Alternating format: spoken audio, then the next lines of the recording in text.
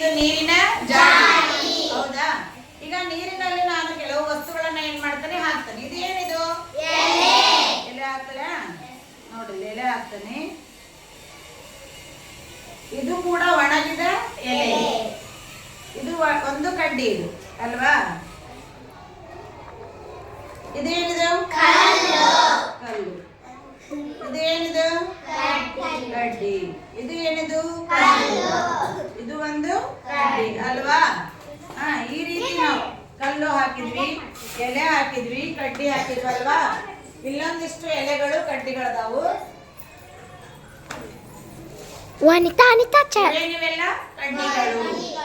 ಹೌದಾ? ಇವೇ ನೀವು ಇವನ್ನೆಲ್ಲ ನಾನು ನೀರಿನಲ್ಲಿ ಹಾಕಿದಲ್ವಾ?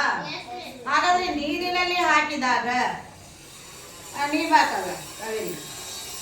ಇಲ್ಲಿ ನೋಡಿ, ಈಗ ನೀರಿನಲ್ಲಿ ವಸ್ತುವನ್ನು ಹಾಕೇನಲ್ಲ, ಏನ್ ಹಾಕ್ತಾವ ನೋಡವು?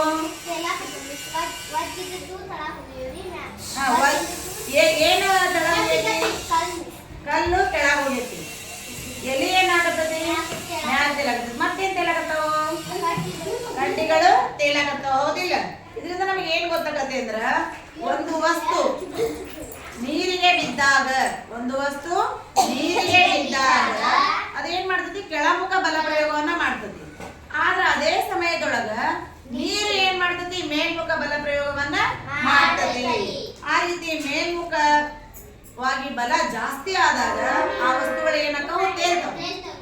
ಮೇಲ್ಮುಖವಾಗಿ ಜಾಸ್ತಿ ಒತ್ತಡ ಆದಾಗ ಆ ವಸ್ತುಗಳು ಏನಾಗ್ತಾವ? ಅಲ್ಲಿ ತೇಲ್ತಾವ. ಮೇಲ್ಮುಖ ಒತ್ತಡ ಕಡಿಮೆ ಇದ್ದಾಗ ಆ ವಸ್ತುಗಳು ಏನಾಗ್ತಾವು? ಮುಳುಗ್ತಾವು. ಹೌದಾ? ಹಾಗಾದ್ರೆ ಎಲೆ ಕಡ್ಡಿಗಳು ಏನಾಗ್ತಾವು? ಏನಾಗ್ತಾ ಇದಾವೆ?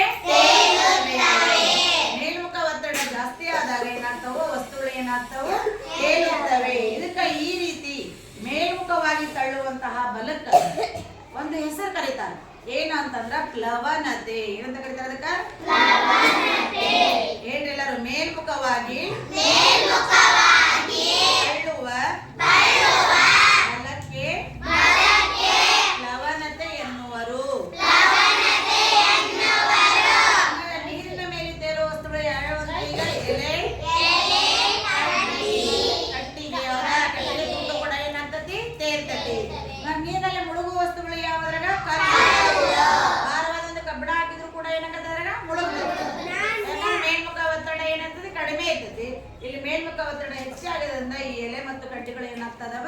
ತೇಲ್ತಾ ಇದಾವು. ಇದಕ್ಕ ನಾವ್ ಏನಂತ ಕರಿತೀವಿ? ಪ್ಲವನತೆ ಅಂತ ಹೇಳಿ ಕರಿತೇವೆ. ಮೇಲ್ಮುಖವಾಗಿ ತಳ್ಳುವಂತ ಒಂದು ಬಲವನ್ನ ನಾವೇನಂತ ಕರಿತೇವಿ? ಪ್ಲವನತೆ ಅಂತ ಹೇಳಿ ಕರಿತೇವೆ. ಅರ್ಥ ಆಯ್ತಲ್ವಾ ಮಕ್ಕಳೇ? ಸರಿ, ಈ ಕಡೆ ಪೇಜ್ ಹೊಳಸ್ರಿ.